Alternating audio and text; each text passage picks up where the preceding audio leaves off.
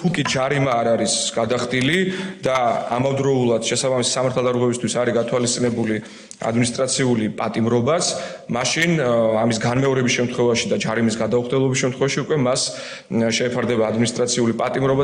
გადაუხდელი ჯარიმების გამო ქართული ოცნება ურჩი მოქალაქეების ციხეში გაშვებას გეგმავს, კანონს ისევ ცვლიან. ამჯერად ადმინისტრაციული პატიმრობა ემუქრება ყველას, ვინც ერთხელ დაჯარიმდება პოლიციისადმი დაუმორჩილებლობის, წვრილმანი ხულიგნობის, თანამდებობის, პირის შეურაცხყოფის გამო და ამ ჯარიმას არ გადაიხდის. იგივე დანაშაულის განმეორების შემთხვევაში მოსამართლეს ევალება სასჯელად პატიმრობა გამოიყენოს.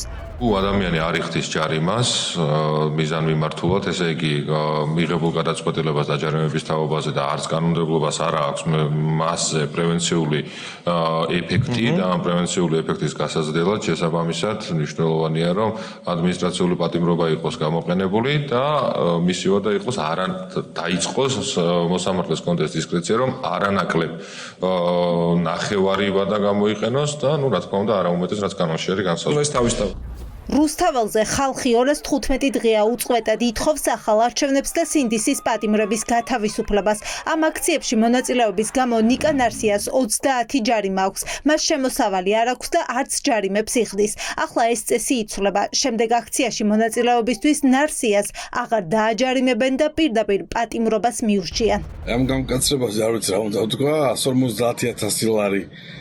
რომ ცხოვრობს მაინც არ გადავიხსნი, მაგრამ ფიზიკურად სადმაშოოს ნებისმიერ ქართველმა მოქალაქემ მე მაგათად მაქვს 30 ჯარიმა, ვისაც 5 აქვს, 6 აქვს, ან სხვა ხო, ან მთელი ქვეყანა უნდა მთელი რუსთაველი ვინც დადის ყოველდღე ის უნდა გამოკეთოს ბიზნესმენად ციხეში. რაც რომ მეც ჩასვამენ, მით მალე დასრულდებიან. ყველას გაცნობიერებული აქვს, ვინც წინააღმდეგობას წერს დღეს რუსთაველზე ხმამაღლა ლაპარაკობს ივანიშვილის წინააღმდეგ, ყველას გაცნობიერებული აქვს, რომ ელოდება ციხე. რა თქმა უნდა, ამ ჯარიმს არ გადავიხდი, არ დავემორჩილები არნაირ მათ წესებს და არ შეუწყობ ხელს, რომ გამდიდეს რუსული რეჟიმი და თუ გამოიყენე პატიმრობას, მზად ვარ პატიმრობისთვის, მზად ვარ ბრძოლისთვის. ელენე ხოშტარია და ლევან ხაბეიშვილი სასამართლომ 4,000 ლარი დააჯარიმა.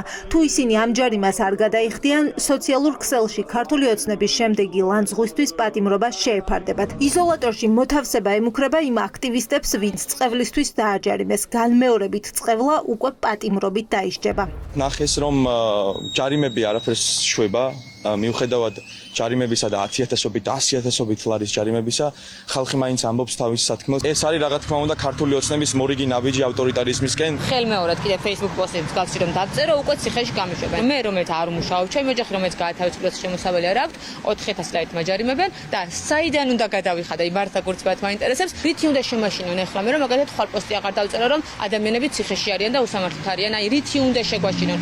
ვიცავთ ჩვენ ევროპულ მომავალს, დავიცავთ ჩვენ ევროპულ მომავალს. ახლა ჩნდება კითხვა, თუ ყველას ადმინისტრაციულ პატიმრობაში გაუშვებენ, როგორ უნდა ახსრულდეს კანონი.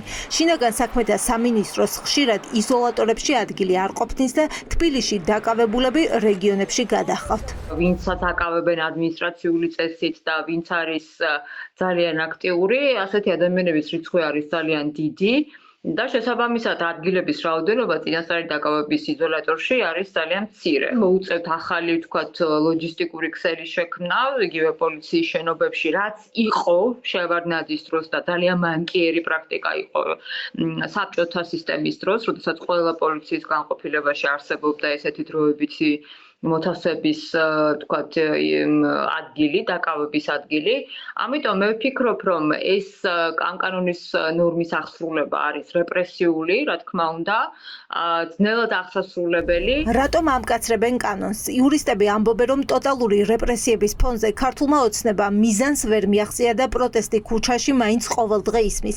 ამიტომ ახლა კიდევ უფრო გამკაცრებული კანონი და პატიმრობის მუქარით შეეცდებიან ხალხს ქუჩაში დგომა გადააფიქრებინონ. ადამიანს დაყადაღებული აქვს წარმოიდგინეთ ყველაფერი, ისედაც შეჩერებული აქვს ყველანაირი საქმიანობა, არ შეუძლია საბანკო სერვისებით სარგებლობა და ასე შემდეგ და ამას დამატებით უმატებენ რომ უქონლობის გამო ისინი მიდიან ციხეში. ანუ თავისი შინაარსით არის რეპრესიული და მიზნად ისახავს იმ ადამიანების დევნას, ვინც გამოხატავენ პროტესტს. კანონმა პირდაპირ შეკვეთა მისცა მოსამართლეს, რომ თუ ადამიანს არ აქვს გადახდილი ჯარიმა, უშვებ მინიმუმ 30 დღით პატიმრობაში.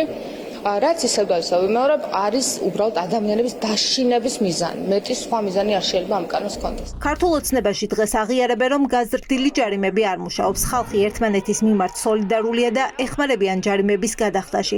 ამიტომ გამოსავალს პატიმრობაში გაშვებაში ხედავენ. არიმა, რომელიც უნდა იყოს გარკვეულწილად სასჯელი, ანუ სახდელი და ამავდროულად უნდა ქონდეს პრევენციული ხასიათი, არ მუშაობს პრევენციისთვის, რადგან ამ ჯარიმას უხდიან საზღვარგარეთიდან, უცხოეთიდან შემოსული თანხებით, საკუთარ აგენტურას აფინანსებენ და ახალისებენ ამ დანაშაულის ჩადენისთვის, რომელიც სახელმწიფო მართლწესრიგს უშლის ხელს, შესაბამისად დადგა საჭიროება, რომ ის იყოს უფრო გამკაცებული და როგორც ყველა სხვა მუხლის შემთხვევაში, განმეორებითობის შემთხვევაში იქნება უფრო მკაცრი ჯარიმა. ქართული ოცნება კანონში ცვლილებებს დაჩქარებული წესით განიხილავს. წესით ხვალ ადმინისტრაციულ კოდექსში ცვლილებები დამტკიცდება და კვირის ბოლომდე ახალი წესები ამოქმედდება.